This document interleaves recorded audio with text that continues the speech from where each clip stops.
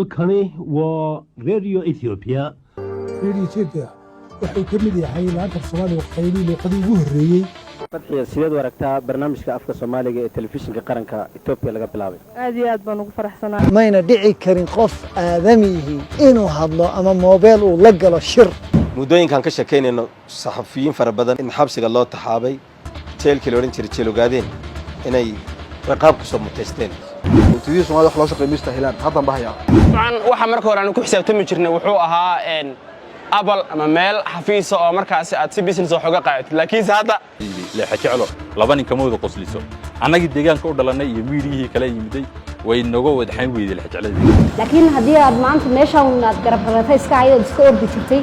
hadii si kasta lagu dulmiyo ma haldi kartaa dawladahan ma ogolaanayno anigi iyo dawladii deegaanku aan isku hornimaadno TV-gaagii baa sii daayay warbixin noocaas oo macnaha isku dhufasho bulshada marka la yiraahdo anigu ma sii deynaa iraahdo biyadii faraha badnaayay ku soo qulqulay deegaanka turaale ma aysan lahayn guriyii diyaariyay lama arko way awoodi waayeen inay wadada sharciga soo maraan sharciyeed faa'iidadiisa markaan arkay iyo lacagaha yar iga soo galaya شمس عمر ما عنده قضية ما عوي في إلى قضية وقته مركا ما عايز هذا شيء saxaafadda aan rabno inaan dhisno waxa weeye saxaafad u dhaxayso bulshada iyo dawladda u hadasha bulshada ma rabno inaan dhisno dhaqan aan ka dhigno saxaafad u hadasha dawladda kaliya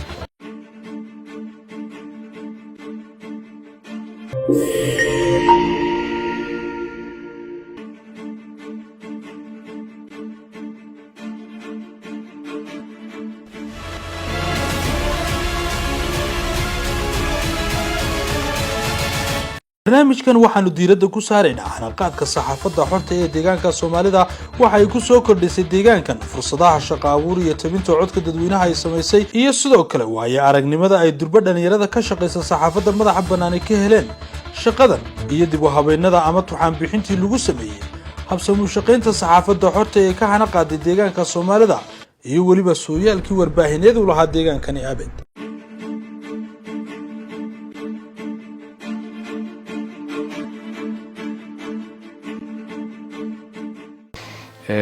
taariikh saxaafadeed oo raadkeeda aan dib u raacno ma jirto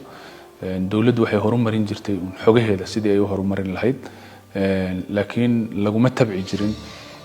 in la dhiso sector communication oo bulshadu ay ku dhiirato in baahideedii la soo bandhigo baahiyaha dadka kale ee ka aragti duwan dawladda in la soo bandhigo marka lama milicsan karo marka laga reebo in goldololooyin loo tagayo iyadoo dadkii la laynayo la dhibaateynayo la caburinayo la qaxinayo la xirayo ayaa haddana saxaafad soo bandhigaynin jirin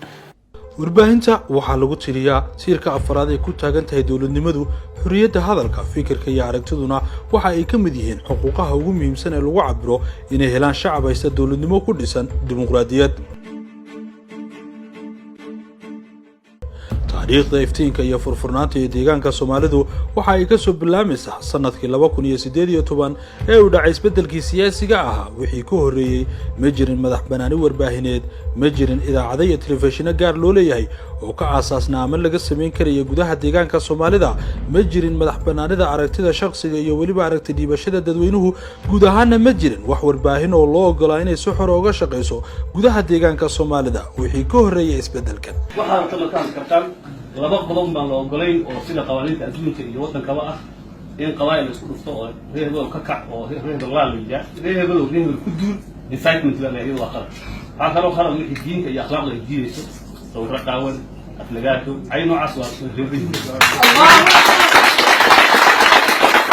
wixii inta ka baxsan wax walba waa laga hadlaa oo xoog saari doona xiriirka qowlka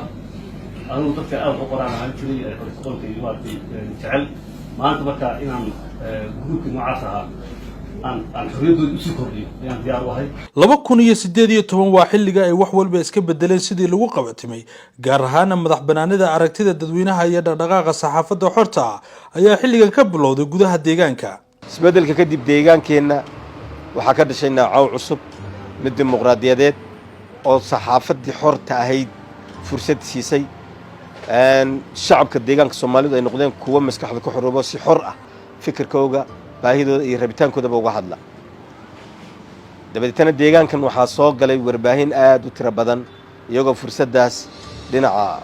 freedom of expression ka faa'iidaysanaya warbaahin tiro badan baa si sharciya ku soo galay kuwa badan si sharci darray ku soo galeen markii uu dhacay isbeddelku 2018 waxaan ka mid ahaa dhalinyarada deegaanka ugu horeysay ee ku fikira inay ka hawlgalaan warbaahinta madaxa bannaan oo markaas hamuum loo qabay inay deegaanka ka hawlgalaan oo ka dhaqaaqaan warbaahinta iyo telefishinada Soomaalida ee soo galay deegaanka qaarkood ayaan anigu keenay oo aan ku soo hagay deegaanka inay ka hawlgalaan oo aan xaggan wakiil uga ahaa ujeedada ugu weyn waxay ahayd in uu aasaasnay telefishinkan deegaankan in laga helo warbaahin madax bannaan oo ka qayb qaadata horumarinta nabadgelyada shaqo abuuridda iyo taariikhda deegaankaba in la soo qofo isbeddelku u dhacay deegaanka ma jirin warbaahin madax bannaan oo markaasi halkan xarumo ku lahayd kana howlgalaysay deegaanka Soomaalida waxaana runtii ahayd fursad fiican waxaan xasuustaa dhowr wariyaal oo kooban oo 4 wariye meelaha in ahayn ayaan rajeynayaa waqtigii saxaafadda markaasi ugu horeysay madaxa bannaaneed deegaanka laga hirgeliyay 5 sano hadda isbedel ka dambeysay wixii ka horeeyay lama oran karo saxaafad laga hadli kara ayaa deegaanka ka jirtay saxaafad bulshada dhex tagto oo soo wareysato oo ma aragtay baahidii bulshada soo bandhigto ama la ogolaa inay dhaliil sheegto ma jiri jirin halka maanta saxaafaddu ay tahay xor saxaafaddu meecaw qabow oo runtii markii ugu horeysayba shacabku way dareemeen oo in la hadli karo marka dadku marka ay markasta dareemaan xorriyaddu dawladda lafteeda waxa ka yaraado culayska anagu digital media ahaande lama hawaysan karin dadka hor lama hawaysan karin maanta laakiin waxaan aragnaa dadka waxa weeyaan qof walba mobile computer koogaas ayay waxa weeyaan jeebka ku haystaan ka bay wax walba kala socdaan kamaradu waxa ahayd cabsi miidhan bay ahayd taas laakiin hadda meesha doontaad wax iska duuban kartaa waxa weeyaan kamarada meesha doontaad la dhaxmari kartaa taasina waxay fududeynaysaa inay soo baxaan dad badan oo social media aad u isticmaala waxaan hadda isku wadnaa cududii warbaahinta ka shaqayn lahayd oo ku qalabaysan aqoontii iyo shuruucdii waddanka inay fahmaan maadaama aan nahay warbaahin u baahan in loo hoggaansamo shuruucda waddanka u yaalla waxaa muhiim ah oo xoogga aan saaraynaa inaan noqonno warbaahin soo kordhisa waxtar oo aan dhibaato soo kordhinin magaca Soomaaliyadu matalaysana la tartanta qoomiyadaha kale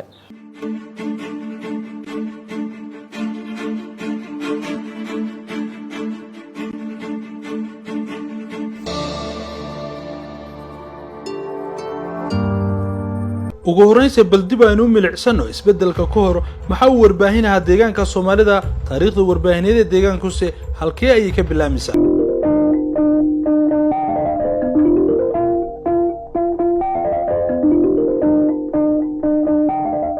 halkani waa Radio Ethiopia laantiisii af Soomaaliga oo aydun ka dhagaysataan 31 40 iyo 300 meter band warbaahintii ugu horeysay ee muddada dheer haysatay dhagaha shacabka deegaanka Soomaalida waxay ahayd idaacaddii Radio Ethiopia ama laanta afka Soomaaliga ee Radio Ethiopia oo ay ku xirnaayeen guud ahaan shacabka deegaanka Soomaalida iyo wadamada gobolku kalena socon jireen xogaha dalka ma jirin meel kale oo af Soomaaliga ku hadlaysay guud ahaan Ethiopia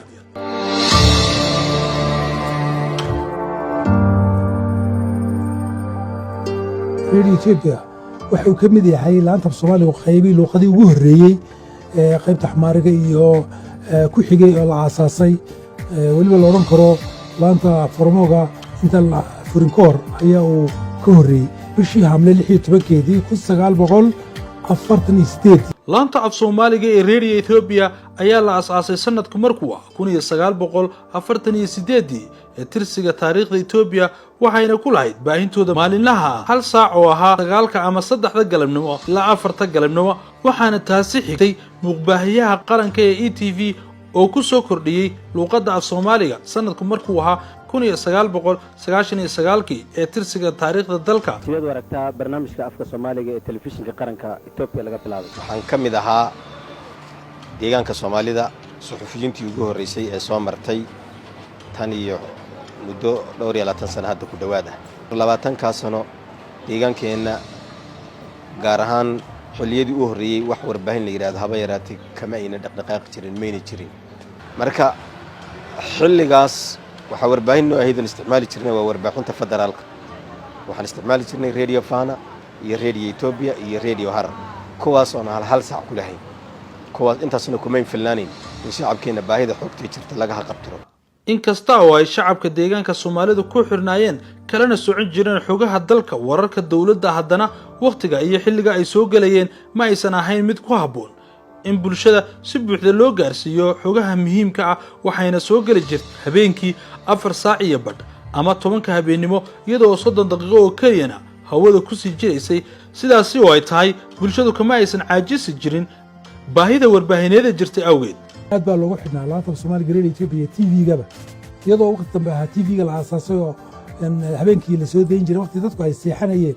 iyo furmay laakiin haddana waqtigaas in dadku aad bay isugu jireen maadaama aan TV hadda hor laga furay oo ka quraata oo ahaa deegaanka ayaa dadku aad u xiiseynayeen laakiin TV-ga ka hor dadku waxay aad ugu xidhnaayeen idaacadda laanta Soomaaliga Radio Ethiopia anu waxaan ahaa diyaariyaha joornaalka Dhambaal joornaalkaasi muddo dheer ayuu socday wuxuuna socday ilaa 2007 marka la yiraahdo taariikhda Ethiopia taas waxa la oran karaa dadaal badan buu bixiyay ilaa xukuumadii marka xukuumadan ka horeysay isbedelka ka horeysay oo kale ay joojiso isla markaana ay xubnihii qorayo kale ay xidhay ugu jawaabto maadaama xogo badan ay hayeen iyadoo laga shakisan yahay xog bay bixinayaan laga argagixiyo markaas xidhay loogu jawaabo habeenka waxay soo gali jirtay 4 badhka habeenimo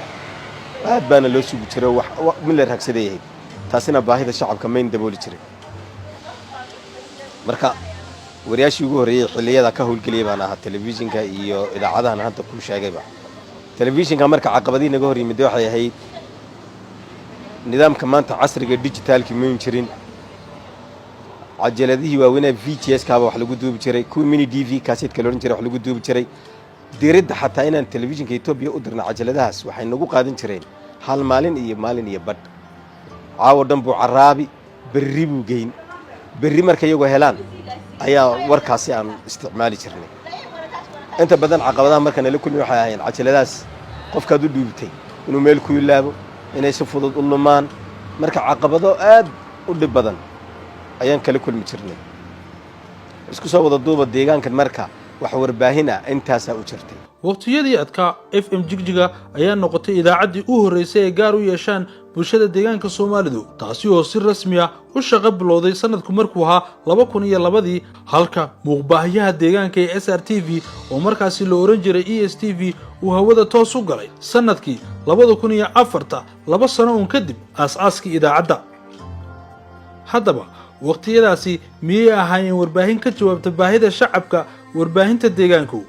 maxay si ahayd caqabadaha ay la kulmi jireen 2002 waxaa xariga laga gooyay FM waxay noqotay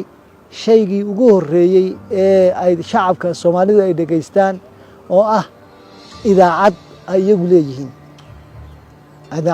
leeyihiin sanadkii 2002 ayay ahayd sidaas ay tahay haddana baahida shacabka kama jawaabin sababta waxa la rabay inay noqoto idaacad u dhaxaysa shacabka iyo xukuumadda idaacaddu waa inay noqoto labada dhinacba waa inay xogta ay u kala xogta labada dhinac u kala goosho waa inay ka shaqeyso u gudbiso shacabku waxay rabaan iyo rabitaanka shacabka waa inay kor keento dawladda iyo qorshayaasheeda iyo horumarka waa inay hooskiisa idaacaddaas marka xilligaas waxay noqotay mid lama jar habaabiyey tantii iyo ujeedadii laga lahaa ay noqotay oo keliyata mid kursiga lagu ilaaliyo marka warbaahinta deegaankeena waxay noqotay mid kursi ilaalisa oo haddii xataa shacabku meelay ka leeyahdaan dawladdu wax walba noo tartay waxa kaliya tan codsan in shaqada ay dawladdu wada intana loogu daro inta waa laga jiri jiray hadalada noocaas waa laga reebi jiray marka waxay noqotay government media oo danihii loo aasaasay waa warbaahin shacabka iska leh dantii shacabka dhan way ilowday marka waxay idin warbaahin lagu ilaaliyo xukunka joornaalka Dhambaal maadaama tiknoolajiyad sidan u fara badan ama tiknoolajiyada casriga inayna soo gaadhin waxaan sameynaynay warka marka aan diyaarino warqadda aan ku soo diyaarino kadibna waxaan samaynaynay waxaan u dhigaynay qaabka hadduu yahay joornaalku joornaal ii sheeg fisan oo kan fisana camdigiisa ama tiirasha uu ka kooban yahay ayaan tiir ahaan u samaynaynaa qoraalka lambar 1 lambar 3 lambar 4 lambar 5 markaan lambar 5 aan nidhaahno manqas baan soo qaadanaynaa waxaan soo qaadanaynaa lambarkii baan goynaynaa markaa tiirkii baan goynaynaa warqad kaloo cad ayaan soo qaadanaynaa sidaa baan u saaraynaa markaan saa u saaro uhuna meesha bay noo taallaa ayaan nambarkii aan samaynay camdigii ama tiirkii aan samaynay ayaan saa ugu dhajinaynaa warqaddii soo 2 warqadood ah oo qaabkii u samaysan xaggana ka cad xaggana ay ka caddahay ayaa madbacadda la geynayaa sidaas baa lagu daabacayaa sidii buu ku soo baxayaa wixiiba xaggan baan ku dhammaynaynaa marka iminka sidan fudud ama madbacadda loo dirayo ma ahayn taariikhda deegaanka guud ahaan markii la eego saxaafadda qoran ama saxaafadda printiga markii la eego guud ahaan deegaanka marxaladahaas ayuu soo maray isbeddelkii dhacay kadib xafiiska warfaafinta deegaanka Soomaalidu waxa uu wax ka qabtay dhinacyada horumarinta warbaahinta waxaana deegaanka lagu soo kordhiyay 4 idaacadood oo ah kuwa bulshada waxaana sidoo kale kobciyay aqoonta iyo xirfadda suxufiyiinta ka howlgasha gudaha deegaanka Soomaalida sida ay faham buuxa uga yeelan lahaayeen shuruucda saxaafadeed ee dalka iyo deegaanka anshaxa suubana saxafiga looga baahan yahay sidoo kalena xukuumadda deegaanka Soomaalida iyo xafiiska warfaafintu waxay dhiirigeliyeen warbaahinada gaarka loo leeyahay habsami isticmaalka warbaahinta casriga ee digital media si ay bulshadeena ugu sahlanaato helidda xog xaqiiqo ah isla markaasna ay u noqdaan bulsho ku horumarsan dhinacyada xogta una helaan xilliga ugu habboon wararka iyo barnaamijyada taagan saxaafadda aan rabno inaan dhisno waxa weeye saxaafad u dhaxayso bulshada iyo dawladda u hadasha bulshada codka dawladda ma rabno inaan dhisno dhaqan aan ka dhigno saxaafad u hadasha dawladda kaliya oo propagandada dawladda faafiso mar walba waxaan leenahay ku celcelinayna waxa weeye saxaafaddu ha noqoto mid dhisto qiyamka iyo dhaqanka bulshada ilaaliso dhisto dareen ummadeed dareen wadaniyadeed socda danta guud bulshada ee aan la taaban karin waxyaabaha lama taabtaanka ah saxaafad ma aragtay boldi ka dhigto hagaajiso baahida bulshadana aan ka xishoonin soo bandhigto annaguna ma nihin hogaamin ka baqaysa in la soo bandhigo baahida bulshada ka xumaanaysa in baahida bulshada way waxaan ognahay in bulshada aan xukunno in mas'uulka ka nahay baahi badan ay qabto horumarka baahi badan ay qabto marka in la qariyo waxyaabihii baahida bulshada ah marnaba ma dhiirigelinayno sidoo kale ma dhiirigelinayno in la qariyo waxyaabaha ay dawladdu qabatay bulshada balse maanta waa warbaahin shacabka deegaanka ka howlgashay danaha shacabka ka shaqaysaa rabitaanka shacabkeena ku shaqaysaa kaamiradaaynu yaynan noqonin kaamirad lagu eriyada mas'uulka horeyna waan idin kala wadaa dhammaan kaamiraduhu waxay u badan yihiin kuwa mas'uul lagu eriyada mas'uulku muxuu yiri dawladdu maxay tiraa haddii aad codka bulshada sheeganaysid oo bulshada inaad u hadashay aad aragtid oo warbaahintu ay bulshada wakiil ka tahay waxa loo baahan yahay waxa bulshadaasi ay tabayso kaamiradiinu waxay u badan tahay mid fadhiida oo sugaysa dawladdu waxay tiraahdo mid shirarka loogu yeedho oo kaalay shirkan tabi leeyahay taa waxay noqonaysaa dhaqankii hore u jiray in dawladdu fariimaheeda ay marsato saxaafadda dadka professionalka ee saxaafadda garanaya way fahmayaan laakiin dadka uu samaysan in maaragtay xafiis uu sugaan ama dawladdu kaameradoodu ay sugto way dhibaysaa inaan fariinta anigu soo jeediyo waana lagama maarmaan in TV-yadu iyo idaacaduhu ay ilaaliyaan dareenka bulshada xafiiska warfaafinta deegaanka Soomaalida oo gudanaya mid ka mid ah waajibaadkiisa shaqo ayaa markan dib u habeyn ballaaran galiyay dhammaan warbaahinadii kala duwaneed ee ka howlgalaya deegaankan haddaba maxay yihiin natiijooyinkii laga dhaxlay dib u habeynadii lagu sameeyay qaybaha warbaahinta farqi aad u weyn baa u dhaxeeya maanta waxaan nahay milkiile warbaahineed shalayna waxaan ahaa shaqaale warbaahineed taasa horta ah waxa ugu wanaagsan ama ugu qaalisan oo qofku niyad ahaan ama qalbiyan ama shakhsiyadiisa weynaynayso oo kor u qaadaysa sababtuna markaad qof u shaqaynaysid shaqaale tahay aadan mas'uuliyadii qaadi karayn wax meesha ka soo baxa adigana ay culays kugu tahay tan markaad adigu leedahay sidaad sumcadeeda iyo sharafkeeda iyo qiyamkeeda u dhowranayso si lamid aad u dhowranaysid deegaankaaga iyo fadalkaaga intaba just waxaan u malayoon in ay markaas u arkeen in deegaanka soomaalida dhaqaale ay ka soo galeen tviyadu waa la yaqaanaa soomaalida barafidka ah waxay u shaqeeyaan qaab dhaqaal raadis ah oo aad runtii wax xun ah miidiyaha caadiga uma shaqeeyaan iyagana mataqaanaaye mayna muujinin in ay ka go-an tahay inay shacabka deegaanka u shaqeynayeen mayna muujinin oo waxay ku adkaysteen in ilahooda dhaqaalaha markay ay qiimeeyeen xafiisyada halka ka furaan waxay ka faa'iidi karaan iyo markay isku qiimeeyeen inaynan u muuqanin waxaasoo dhan markaan aragnay in ayeen u soconin intooda badan in deegaankii ay il gaara iyo mudnaan gaara siiyaan inay samaha ka taliyaan xataa ayna u soconin oo qaarkood aad moodaysa inay maaragtay ay fadqalalaase inay ku sameeyaan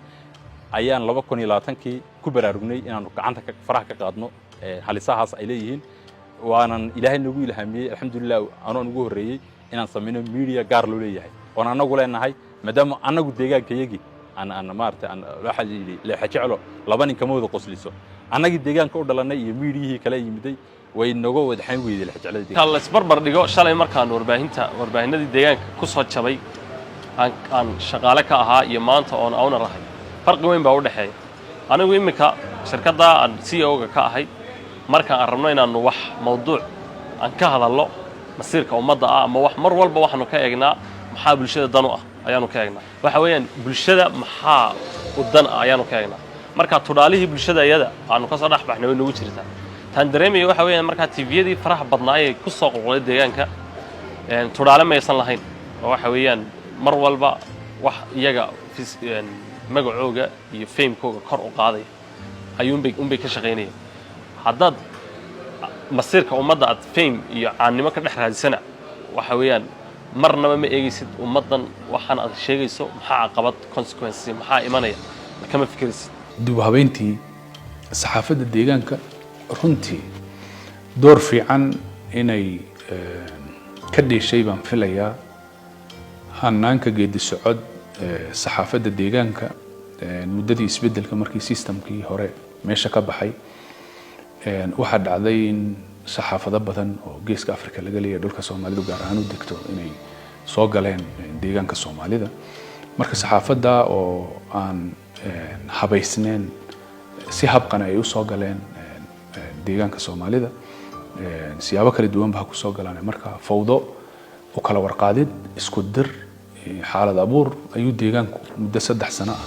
intii doorashada ka horeysay uu ka bixi waayay marka taa waxay keentay in dadku ay isnacaan loo diyaar garoobo qabiil dadku afkaar ahaan qabiil ay maaragtay iskugu xidhmaan reer afkaaraha loo soo gudbiyay iyadoo TV-yada la isu marinayo taana markaan qiimeynay deegaanka Soomaalida wada noolaanshaha bulshada iyo wax la qaybsiga siyaasadda centerka inayna dan u ahayn in la kala guro dadkeena dhaqan ahaan loo kala guro qabiil ahaan loo kala guro marka waxaan xakameynay ku jiridda xayndaabka sharciga ee saxaafadda waxa dhacaysa mararka qaar in warbaahin anigu halkan aanu joogo oo wakiil Soomaaliya uga ahay in dagaal uu ka dhaco dagaal beelad uu ka dhaco meel kamida ama Soomaaliya ka dhaco ama deris ka dhaco oo laba beelood istiraan labadii beelood ee ummadii wada degan tahay deegaankeenii baa qayb ka ah ay warbaahintii saamayso deegaan gudihiisii saamayso dagaalkii ka dhacay ciidadaha kale ka dhacay shacabkii deegaankay wada deganaa meelaha qaar oo saameeyo dabadeedna anagii iyo dawladdii deegaanku aanu iska hor nimaadno TV-gaagii baa sii daayay warbixin noocaas ah oo macnaha isku dhufasho bulshada marka la yiraahdo anigu ma sii deynaa idhaahdo anigu bal codkayga dib ugu noqda TV-gan anaa mas'uulka marka damaanad sharci damaanad deegaan lafahayaga damaanad waxaasoo dhan markaan aragnay in ayeen u soconin intooda badan in deegaankii ay il gaara iyo mudnaan gaara siiyaan inay samaha ka taliyaan xataa ayna u soconin oo qaarkood aad moodaysa inay maaragtay ay fadqalalaase inay ku sameeyaan ayaan 2020kii ku baraarugnay inaanu gacanta faraha ka qaadno halisahaas ay leeyihiin bishii May sanadkii 2023 sanadkii naga tagay ayaa fully sharciyadeeda laysanka federal laysanka aan helay oo officially oo TV-gu noqday inuu hawsha bilaabo sida sharciga dalka u yaala wixii digital media ku saabsan ama maqal iyo muuqaalba laysamadeeda iyo ruqsad bixinteeda waxa iska leh heer federaal ba iska leh dhowr TV oo waxaanu ka mid ahayn ilaa 25 TV oo heer dal laysamada helay ayuu ka ahaa midka deegaanka Soomaalida ka soo jeeda intii naga dambeysay waxaa maqaal nagu ah in kuwa kale ay soo kordheen waxaan rajaynaynaa kuwa kale oo deegaanka ka soo jeeda iyaguna inay shuruucda buuxin doonaan deegaanka iyo dalka qaab looga howlgalaa jirta oo ay tahay inaad horta sharciyadeeda aad soo dhammaystiranto haddaad doonaysa inaad deegaanka ka howlgasho deegaankii waa dal weeyaan dalka inaad waxa weeyaan sharciyadiisii iyo licensigiisii iyo wixiisii aad soo dhammaystirato markaad soo dhammaystirato markaa wax walba aad samayn kartaa waa lagama maarmaan baan dhihi karayaa waana waxa ugu muhiimsan markaad warbaahin bilaabayso wax kastaa kaa soo gaari karaya positive iyo negative labadaba way leedahay adigaa lagu dulmin karayaa mararka qaar adigoo wax qalad aan lahayn mararka qaar bad adigu qalad geli kartaa weyn qalabkaasna wuxuu noqonayaa markaad sharci haysta in meel lagu soo hagaaga aad leedahay oo lagaagala xisaabtami karo adiguna aad ku doodi karto ka hadli karto wixii xuquuqdaadii aad u doodi karayso laakiin haddii aad maanta meeshaan aad garab rabata iska hayood iska ordi jirtay haddii si kasta lagu dulmiyo ma haldi karto sababta waxaad isku difaacda ma haysato waxa keliya lagaaga adag yahay in lagu yidhaahdo sharci uma haysatid warbaahintan aad joogto midda kale ethicska saxaafadda dalka iyo tacaalamka haddaad ilaalisidna ood way waxay leedahay waxa la yidhahdo neutral way inaad ku socotaa loo baahay marka saxaafadda haddaad ethicska ilaaliso oo waxaad qof hebel aan ka qaado qaybtii kalena aan haddana soo ogaado idhaahdo xagga maxaa ka jira waa wadada loogu talagalay dhexdhexaadnimadan ku socda marka haddaad wadada ku socoto ethicska dalka journalismka dalka iyo ka caalamkana aad ilaalisid waxaan rajaynaynaa wax dhibaato la kulmi doono anigu qof cameraman aan ahaa kamaradahaygii waxay u dhan way sharciyeysay taasoo ay sababayso Ethiopia meesha u dambaysa iyo ilaa halkan aan joogo oo jigjiga inaan wax ka duuban karo marka qofka waxaan kula talin lahaa mar haddii uu social media gelayo oo kamarada soo wadayaba inuu yacni soo maro sifooyinka sharciga ah oo liisanada soo samaysto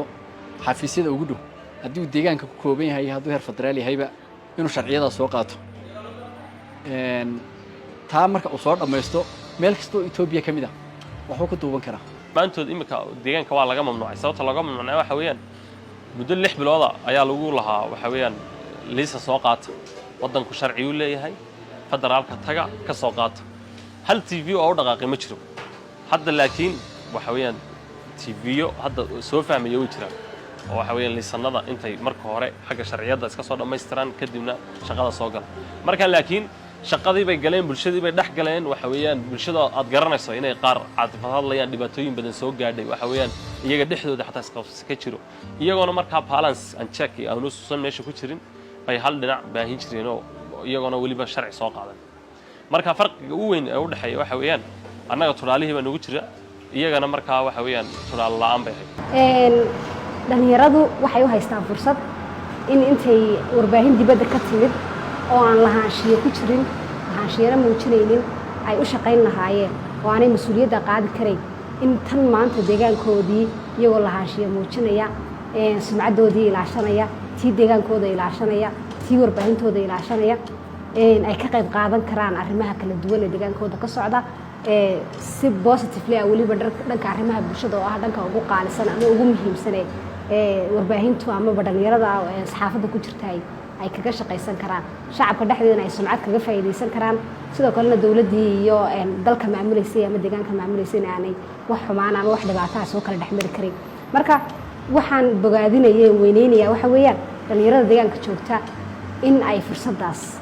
ay markii hore aanay haysanin ee ciriiriga ku ahayd maanta laakiin ay u bannaan tahay maadaama warbaahintii kale ee dibadda ka imanaysay sharciyadii iyo hawlihii ay iskula adkaadeen oo meesha ka baxeen fursada kaliya meesha taala maanta waxa weeyaan dhalinyarada warbaahinta ku jirtay xiisaynaysay mihnadaas aadna u jeclaysanaysay markii horena gaadhay heer ay warbaahin dibadda ka timaada ay iyagu shaqaale ka noqdaan ay wakiilla u noqdaan mas-uuliyaddeeda iyo culayska ku dhacayana ay iyaga ku dhici jireen runtii maanta inay haysan karayaan liisanna ay iyagu leeyihiin oo ay ka qaadan karaan wasaaradooda qusaysay iyaguna ay ku ilaalin karaan ammaankooda saxaafadihii kala duwanaa ee deegaanka howlgalayay shuruud baan hor dhignay marka haddii ay ujeeddo inay deegaanka sii shaqeeyaan ay rabaan inay leysamo la baxaan si loogu kontaroolo sharciga si ay uga waantoobaan beelo waraysiga si ay uga waantoobaan abaabulka ma aragtay afkaaraha gadmaya ee suuqayaal iyagoo khibrad ka soo qaadanayo Soomaalida geeska marka taas deegaanka inaynan ku habboonayn ayaan qiimeynay waxaana dib u habeen ku sameynay saxaafadii intii daneynaysa marka inay sharci ku joogaan deegaanka sharcigoodii bay cusboonaysiisteen oo deegaanka way ka howlgalaan kuwii kalena maadaama markii horeba ayna ahayn inay qiyamka iyo meeqaamka bulshada kor u soo qaadaan ujeedadooda aynan ahayn oo ma aragtay sawaxanka iyo ajenda samaynta iyo kala warqaadida ururada iyo ma aragtay xisbiyada ay ka raadinayeen hadal hayn iyo hir ma aragtay mar walba kacsanaada ay doonayeen iyagina way awoodi waayeen inay wadadii sharciga soo maraan sharciyeed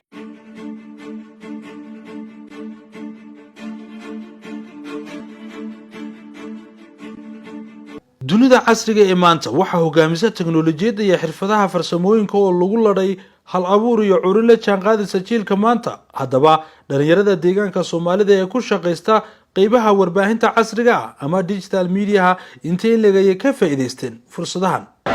faa'iidooyinka dabcan digital media lagu qabo waxa kamid ah in aanu ka hoos baxno dadkii aanu u shaqeyn jirnay markii hore oo aanu hadda leenahay goobo gaar ah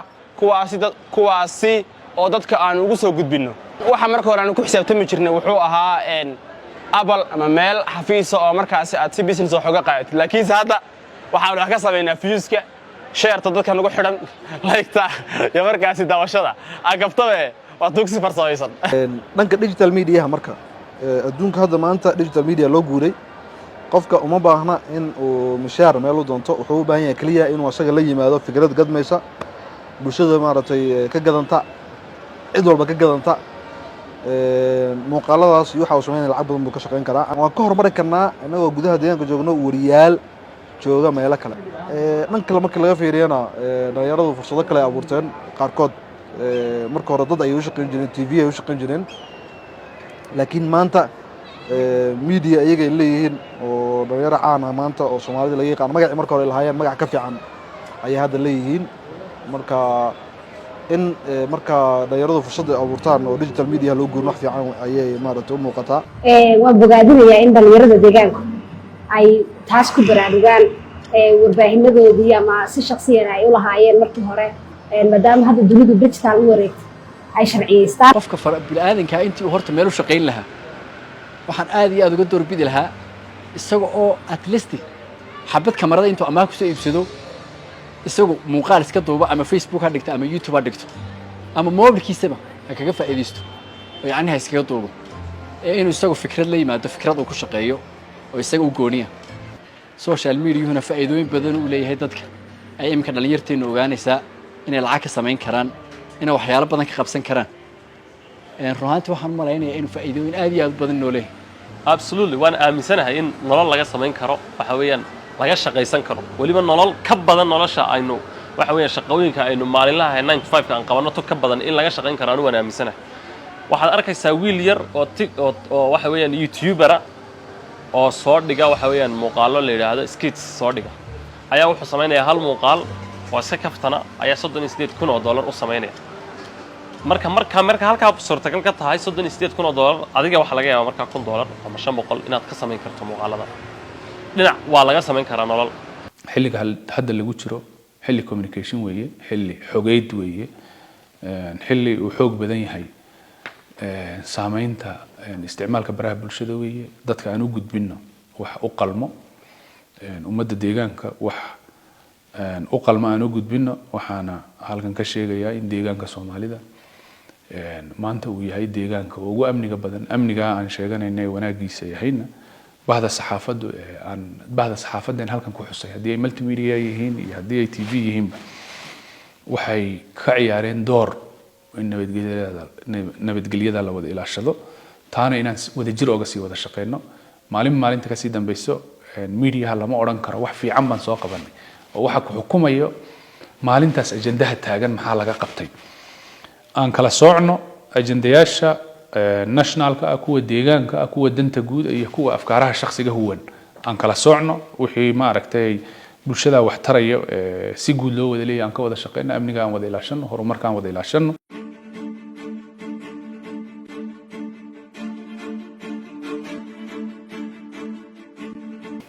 maanta deegaanka Soomaalida 5 sano ee u dambeysay ama si shakhsi ah loo soo bandhigo ama si koox ha loo soo bandhigo meel laga gaabiyo ma filayo marka dadku xor bay yihiin saxaafadu waa xor dadka afkaartooda xor bay u yihiin waxa kaliya dadku ay inay ku noqdaan ay tahay waxa weeye dadka hal lacaayo hal la barbagandeeyo systemka la dumiyo taana dawladahan ma ogolaanayno in iyadoo lagu gabanayo xorriyatul qowlka la yiraahdo waxa la duminaya system waxa la barbagandeynaya dad siyaasiyiintii baa laga horkeenaya bulshada taas iyadoo ma ogolaanayno haddii mucaarad ay jiraan wax dhaliilayo iyagoo afkaartooda mucaaradka ka duulayo oo aanan ajenda ka samaysanaynin waxqabadka dawladda let them welcome afkaarahooda soo bandhigaan ha dhaliilaan waxay ay system ku dhaliilayaan waxay dawlad ku dhaliilayaan ha dhaliilaan laakiin mid cabiran oo leh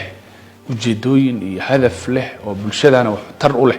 oo aanan ku salaysnayn shakhsi caayid iyo nacayb aanan ku salaysnayn way soo bandhigi karaan taas inagoo ka faa'iideysanayna saasoo kale inagoo dabaqayna xeerarka warbaahinta ee dalka u yaala xeerarka warbaahinta ee deegaanka u yaala inagoo dabaqayna shuruucda guud ee warbaahinta iyo anshaxa saxaafadda waxa la yiraahdo ayaynu sameynay qofka saxafiga ama wariyihii wuxuu haystaa awood aan haysanin xitaa qofka wasiirka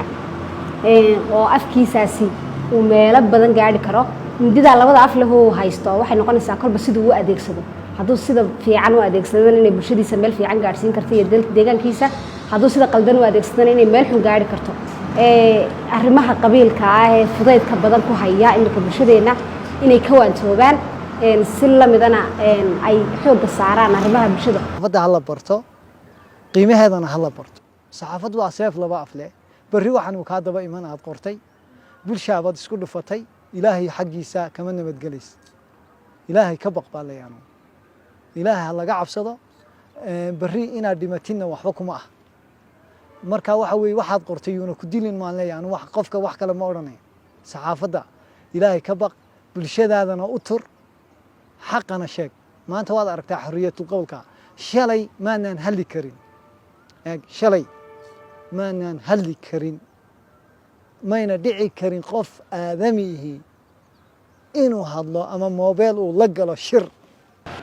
inay xoogga saaraan meelaha ay lacagtu ka soo gelayso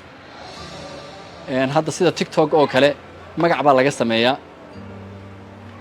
lacagna waa laga sameeyaa oo wajigaaga lacag waad ku sameyn karaysaa oo yacnihii xaysiisyo waxyaalahaas oo dhan waad qaadan karaysaa laakiin waxaan aad fariin ugu farayaa meelaha ay lacagtu ka soo gelayso ee wax duubitaankooda marnaba uuna ku khasaarayn ee sida YouTube-ka ama Facebook-ka labada shirkadood oo aad iyo aad lacagta u bixiya inay xoogga saaraan baan kula talinaya dhalinyarta waxaan u dirayaa fariintaan u diraya waxa weeyaan intii aad cid kale u shaqayn lahaydeen idinku iskiin u shaqaysta deegaankiina u shaqeeya shacabkiina u shaqeeya wax laga marmaankii waa kaas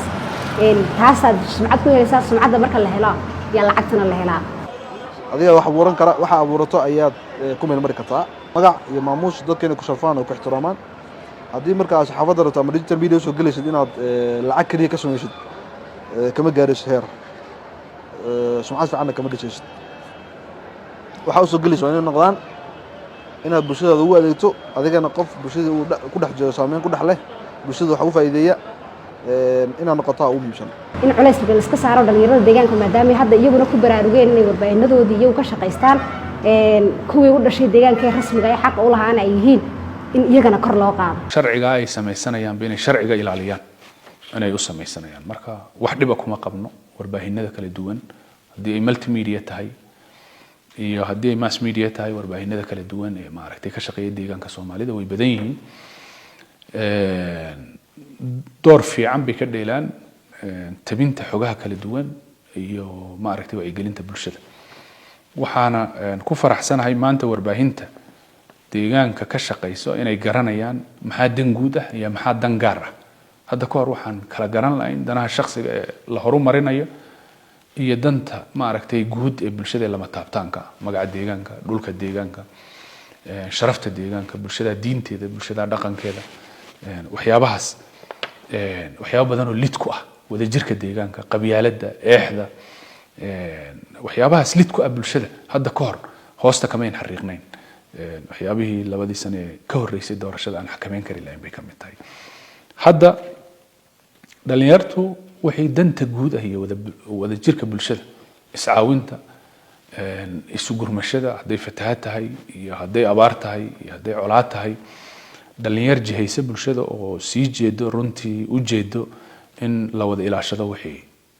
la wada lahaa ayaa noo muuqanayso soona badanaya runtii shakhsiyaadka ku jira warbaahinta gaarka loo leeyahay multimedia-ga aad baan ugu mahadnaqayaa inay aqoonsadaan danta guud in kala dambeyntii marka sii dambayso ay soo fahmayaan dhalinyartu shuruucdii saxaafadda ay soo fahmayaan runtii xafiis warfaafin ahaana waan ku tabacnay baan isdhihi karaa in dhalinyarta wacyigelin la siiyo la soo dhaweeyo afkaar ahaan la iska warhayo wixii guud la wada leeyahayna la wada ilaashado in saxaafaddu ay noqoto saxaafad ka duusho waxqabad hiigsigeeda iyo himiladeeda uu yahay in bulshada ay wax u qabsanto saxaafad wax soo kordhiso